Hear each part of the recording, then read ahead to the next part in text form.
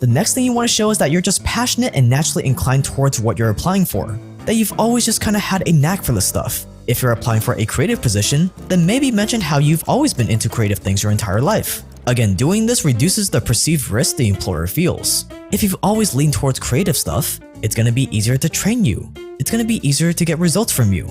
But fair warning, you also don't want to come off too ambitious. You don't want to come off too hyped, too enthusiastic, trying to pitch radical ideas right away before even proving yourself. Why?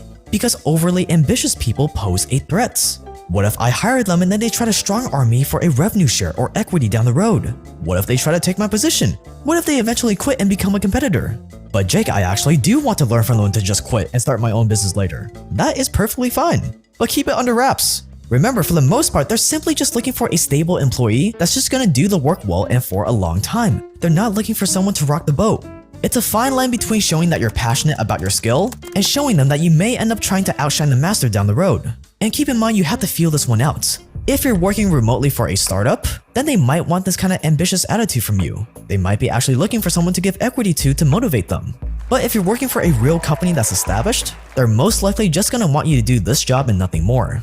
So you're gonna want to hold back being too ambitious. And by the way, this is one of those things that you're not gonna hear about anywhere else. But how do you show people that you're not too ambitious without coming off lazy or uninterested?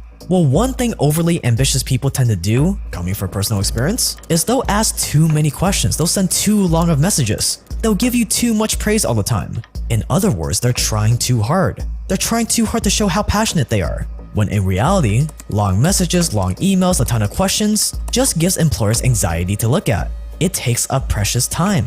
This kid expects me to read this long message when I don't even know, like, or trust him? No way. Along the same lines, even if you don't plan on staying at this remote job for long, do not let them know that.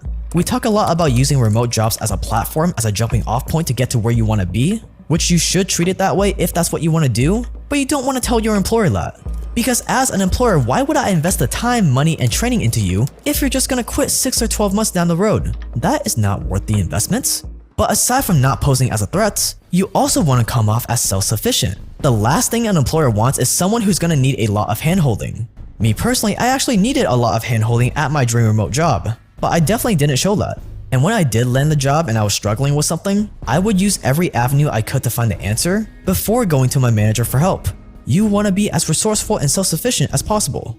So now that we know in general what an employer is looking for, someone who they know, like, and trust, someone who's a specialist, someone who offers them peace of mind and certainty, someone that doesn't pose a threat, the next logical question is, well, why would anyone want to hire a beginner like me then? But fear not, because there are plenty of reasons why remote jobs would want to hire a beginner, and we're gonna go over that in the next lesson.